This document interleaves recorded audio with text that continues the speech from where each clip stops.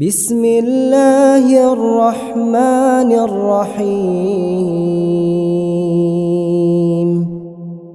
إن هذا القرآن يهدي للتي هي أقوم ويبشر المؤمنين الذين يعملون الصالحات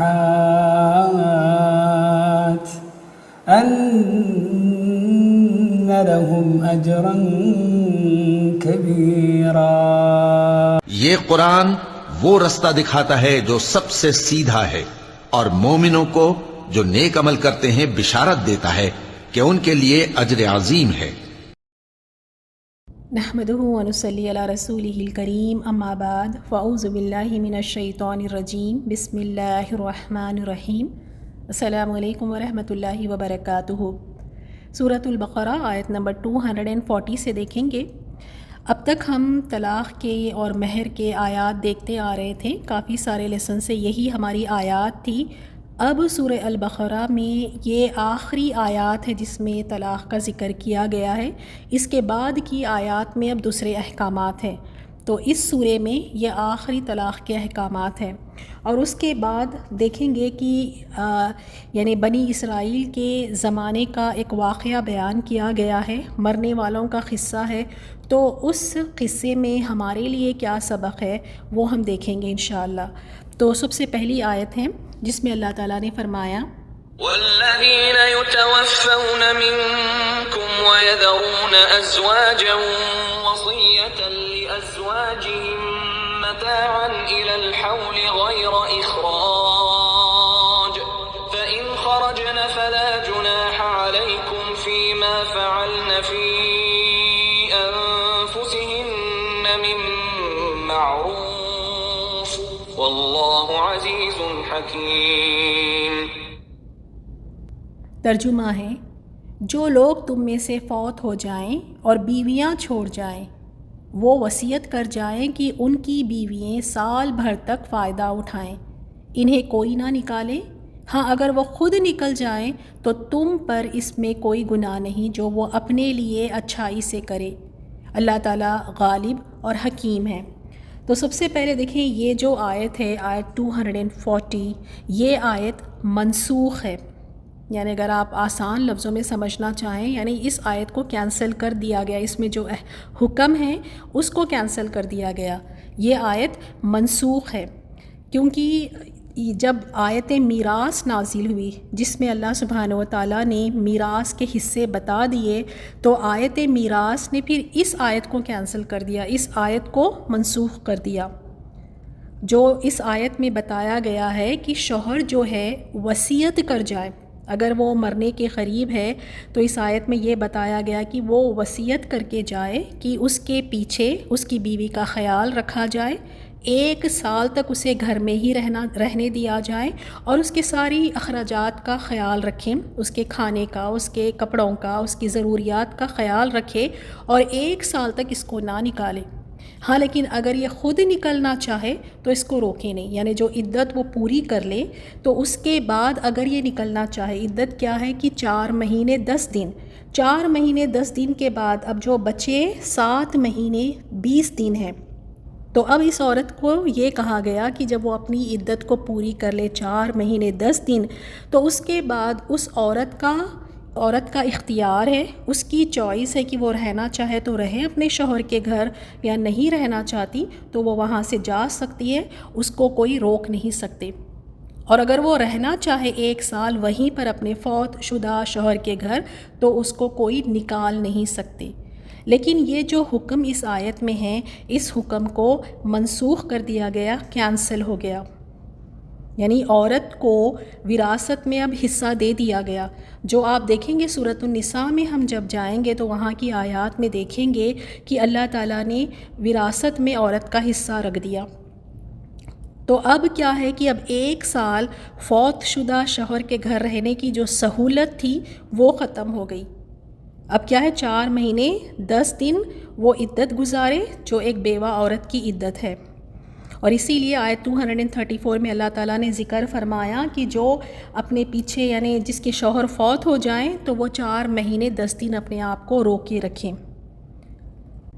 تو تھوڑا اس کو ذرا سمجھ لیں، ہو سکتا ہے کنفیوژن ہو۔ پہلے یہ تھا کہ جب آدمی وفات پانے لگتا، اگر وہ مرنے والا ہے تو وہ وصیت کرتا تھا، اس کو وصیت کا حکم دیا گیا تھا کہ وہ اپنے بیوی کے بارے میں وہ وصیت کرتا تھا کہ میری بیوی کو 1 سال گھر میں ہی رہنے دیا جائے اور اس کو نان و نفقہ دیا جائے۔ لیکن پھر جب اللہ تعالیٰ نے آیت وراثت یعنی جو میراث کے جو حصے بتائے گئے ہیں اس کو نازل کر دیا تو پھر یہ حکم جو ہے کینسل ہو گیا۔ اب کیا ہے، ایک تو اب وصیت کرنے کی کوئی ضرورت نہیں ہے، جیسے اس آیت میں شوہر سے کہا گیا تھا کہ وصیت کرے، تو اب وصیت کرنے کی کسی کو ضرورت نہیں ہے، کوئی وصیت نہیں کر سکتا، کیونکہ شوہر کے وفات ہونے کے ساتھ ہی عورت جو ہے شوہر کے مال میں وارث ہو جائے گی۔ جیسے سورۃ النساء آیت 11 اور 12 میں آپ دیکھ سکتے ہیں، اللہ تعالیٰ نے وہاں پر اس بیوی کے جس کا شوہر فوت ہو گیا ہے اس کے حصے اللہ تعالیٰ نے بتا دیے۔ اور حدیث میں بھی رسول اللہ صلی اللہ علیہ وسلم نے فرمایا، حدیث کا مفہوم ہے کہ اللہ تعالیٰ نے ہر حق والے کو حق دے دیا ہے، اب کسی بھی وارث کے لیے وصیت نہیں ہے۔ یعنی اب کوئی آدمی یہ نہیں کہہ سکتا کہ میری وفات کے بعد، میرے مرنے کے بعد میرے مال میں سے جو ہے میری ماں کو اتنا دے دینا، میرے باپ کو اتنا دے دینا، یا پھر میرے مال میری جائیداد میں سے میرے فلاں بیٹے کو اتنا دے دینا یا میری فلاں بیٹی کو اتنا دے دینا، یہ بالکل نہیں کر سکتے، بالکل نہیں کر سکتے۔ کیوں؟ کیونکہ شریعت نے ان سب کے حصے مقرر کر دیے ہیں۔ بیوی کو کتنا ملے گا، اگر ماں باپ ہے تو ان کو کتنا حصہ ہے وراثت میں سے، بیٹا بیٹی ہے تو ان کے کتنے حصے ہیں، اللہ تعالیٰ نے سب کے حصے مقرر کر دیے ہیں۔ تو اب یہ بالکل جائز نہیں کہ وارثوں کے حق مقرر کریں۔ اور دیکھیں یہ بھی علم لوگوں کو نہیں ہوتا ہے، اور لوگ اپنی وراثت میں سے، اپنی جائیداد میں سے حصے بتا دیتے ہیں کہ میرے فلاں بیٹے کو اتنا دے دیں، میری فلاں بیٹی کو اتنا دے دیں، حالانکہ اللہ تعالیٰ نے یہ حصے کر دیے ہیں، اسی حساب سے جائیداد کی، میراث کی، وراثت کی تقسیم ہونی چاہیے۔ تو یہ علم لینا بہت ہی زیادہ ضروری ہے۔ پھر اس کے بعد اگلی آیت میں فرمایا، وَلِلْمُطَلَّقَاتِ مَتَاعٌ بِالْمَعْرُوفِ حَقًّا عَلَى الْمُتَّقِينَ۔ طلاق والیوں کو اچھی طرح فائدہ دینا پرہیزگاروں پر لازم ہے۔ تو یہ جو حکم اس آیت میں ہے کہ طلاق والیوں کو کچھ فائدہ دینا پرہیزگاروں پر، متقیوں پر لازم ہے، واجب ہے، یہ حکم عام ہے، ہر طلاق شدہ عورت اس میں شامل ہے۔ ہر طلاق شدہ عورت کے بارے میں اس میں اللہ تعالیٰ نے کیا فرمایا کہ اسے کچھ نہ کچھ جو ہے احسان کرے اس کے اوپر، کچھ نہ کچھ اس کو تحفے دیں، کچھ گفٹس دیں، کچھ فائدہ دیں، اور پھر اس کے بعد رخصت کریں۔ اللہ تعالیٰ معاف فرمائیں، اس میں تو یہ حکم دیا کہ کچھ نہ کچھ دے کر، کچھ فائدہ دے کر انہیں رخصت کریں، اور یہاں الٹا کیا کرتے ہیں، الٹا جو دیا ہے وہ سب کچھ چھین لیتے ہیں، سب کچھ اسے واپس لے لیتے ہیں۔ لیکن اللہ تعالیٰ کا حکم تو یہ ہے کہ اگر متقی ہے، اگر اللہ تعالیٰ سے ڈرنے والے ہو، اگر پرہیزگار ہو، تو پھر کیا کرو، اس بات کا احساس کرو۔ اللہ تعالیٰ نے کیا فرمایا کہ جب رخصت بھی کر رہے ہو اس کو، جب طلاق ہو گئی ہے، جب اس کو چھوڑ رہے ہو، تو تب بھی اس کو کچھ نہ کچھ دے دو، کچھ اس کو فائدہ پہنچا دو، کوئی تحفے اس کو دے دو۔ اور یہ لازم ہے، یہ ضروری ہے، پرہیزگاروں پر یہ لازم ہے۔ اور اس کی تفسیر میں یہ آتا ہے کہ جب پچھلی آیت میں اللہ تعالیٰ نے یہ فرمایا کہ دستور کے مطابق کچھ خرچ ضرور دو، نیکی کرنے والوں پر یہ حق ہے۔ پچھلی آیت میں یہ کیا تھا، محسنین پر یہ حق ہے کہ کچھ نہ کچھ دے دو، محسنین پر، نیکی کرنے والوں پر یہ یعنی ایک طرح کا حق ہے کہ وہ کچھ نہ کچھ دے دو۔ تو جب وہ آیت نازل ہوئی تو ایک شخص نے کہا کہ یعنی اگر یہ نیکی کرنے والوں پر ہی حق ہے تو اگر میں نیکی کرنا چاہوں گا تو میں کر دوں گا، اگر میں نیکی نہ کرنا چاہوں تو نہیں کروں گا۔ یعنی کچھ فائدہ اس کو جو پہنچانا ہے، اگر یہ نیکی ہے تو اگر میں نیکی نہیں کرنا چاہ رہا ہوں تو نہیں میں دوں گا۔ تو پھر تب اللہ تعالیٰ نے یہ آیت کو نازل فرما دیا کہ طلاق شدہ عورتوں کو بھی دستور کے مطابق مال و متاع دینا چاہیے. پرہیزگاروں پر یہ بھی حق ہے، یعنی پرہیزگاروں پر اب یہ لازم ہے کہ وہ کچھ ضرور ان کو دے کر رخصت کرے. اور پھر اس کے بعد فرمایا كذلك يبين الله لكم آياته لعلكم تعقلون. اللہ تعالیٰ اسی طرح اپنی آیتیں تم پر ظاہر فرما رہا ہے تاکہ تم سمجھو. یعنی اللہ تعالیٰ اسی طرح تمہارے لیے اپنی آیتیں بیان فرماتا ہے تاکہ تم سمجھو. یعنی جو حلال ہے، کیا حرام ہے، کیا فرائض ہے، کون سے اللہ تعالیٰ نے حدود رکھے ہیں، کن چیزوں سے اللہ تعالیٰ نے منع کیا ہے، یہ تمام احکامات کو اللہ تعالیٰ نے نہایت واضح طور پر بیان فرما دیا. ہر چیز کو اللہ تعالیٰ نے بیان فرما دیا تاکہ تم سمجھو. تمام احکامات اللہ تعالیٰ نے اس میں بتا دیے. ہر احکامات بہت آسان ہے اور واضح ہے. اگر پھر بھی کوئی یہ کہے کہ ہمیں نہیں سمجھ میں آتا تو اس میں پھر ہماری غلطی ہے. ان احکامات میں اللہ تعالیٰ نے ہر چیز کو کلیئرلی بتا دیا. اب تک دیکھیں ہم جتنے بھی سبق دیکھ رہے تھے طلاق کے حوالے سے، اگر آپ پچھلی آیتوں کو دیکھیں اللہ تعالیٰ نے ہر چیز کو بہت ہی آسان طریقے سے اور واضح طور پہ بتا دیا. اگر حالت حیض ہے تو اس کے بارے میں بھی بتا دیا کہ حالت حیض میں دور رہنا ہے، اور پچھلے راستے سے یعنی دوبر سے ہم بھی یعنی اپنی خواہش کو پوری کرنا حرام ہے. پھر اس کے بعد اگر آپ دیکھیں تو ایلا کا ذکر آیا تھا، جس میں یعنی اگر کوئی شخص یہ قسم کھا لیں کہ وہ اپنی عورت کے پاس نہیں جائے گا، اس کے ساتھ کوئی جسمانی تعلق قائم نہیں کرے گا، تو پھر اس پر کیا حکم ہے، اس کے بھی اللہ تعالیٰ نے واضح احکامات بتا دیے. اور پھر آگے آپ دیکھیں اور کن کن باتوں کا ذکر تھا کہ ایک اگر عورت کی طلاق ہو جاتی ہے یا اگر وہ بیوہ ہے یا وہ خلا لے لیتی ہے تو اس کی عدت کتنی ہے. اور پھر ایک بیوہ اگر سوگ منائے گی تو کس طرح سے وہ سوگ منائے گی، کتنے دن وہ سوگ منائے گی. اور پھر مہر ہے، مہر کب واپس لے سکتے ہیں، جیسے آیت 229 اور 230 میں اللہ تعالیٰ نے مہر واپس لینے سے منع فرمایا.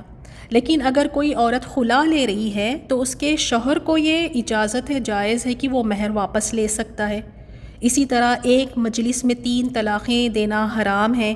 اور پھر ہم نے یہ بھی دیکھا کہ پہلی اور دوسری طلاق میں عدت کے دوران شوہر جو ہے وہ زیادہ حق رکھتا ہے کہ اپنی بیوی سے رجوع کر لے، اور تیسری طلاق کے بعد پھر اب رجوع نہیں ہے.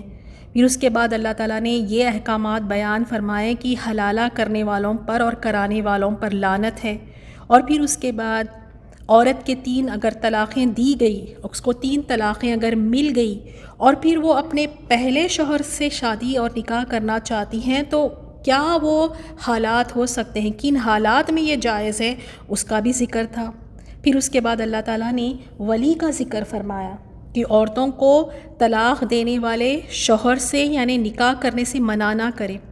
عورتوں کو طلاق دینے والے شوہر اگر اس سے نکاح کرنا چاہتے ہیں تو منع نہ کریں. یہ 232 میں اس کا ذکر تھا. اور پھر ولی کے بغیر نکاح نہیں ہے. پھر اس کے بعد دودھ پلانے کی مدت کتنی ہونی چاہیے، رضاعت سے کون سے رشتے قائم ہوتے ہیں، رضاعت کیسے ثابت ہوگی. اسی طرح طلاق یافتہ عورت کو اللہ تعالیٰ نے فرمایا کہ کچھ مال، کچھ فائدہ دے کر، کچھ تحفے دے کر اس کو رخصت کریں.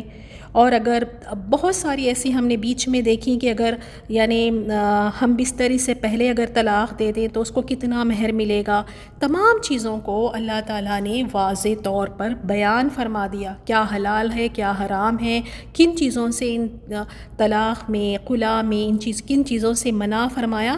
سب چیزیں اللہ تعالیٰ نے واضح طور پر بیان فرما دی. اور کیوں؟ تاکہ تم سوچو اور سمجھو، تاکہ تم غور و فکر کرو اور اللہ تعالیٰ کے بتائے ہوئے احکامات پر عمل کرو. یہ نہیں کہ ان چیزوں میں بھی اپنی من مرضی کرو، جو تمہیں ٹھیک لگے وہ کرو. نہیں، ان چیزوں میں بھی طلاق ہے، خلا ہے، یہ تمام معاملات میں بھی کس طرح سے کرنا ہے جس طرح اللہ تعالیٰ نے حکم دیا ہے. تو سورۃ البقرہ میں یہ جو احکامات تھے طلاق کے، خلا کے، عدت کے بارے میں، ردات کے بارے میں، یہ تمام احکامات اب ختم ہوتے ہیں. اب یہاں سے دوسرے احکامات ہیں، یہاں سے اب دوسری آیات شروع ہوتی ہیں. الحمدللہ آج کی تفسیر مکمل ہوئی. سبحانک اللہم و بحمدک اشہد ان لا الہ الا انت استغفرک و اتوب الیک. السلام علیکم ورحمۃ اللہ وبرکاتہ.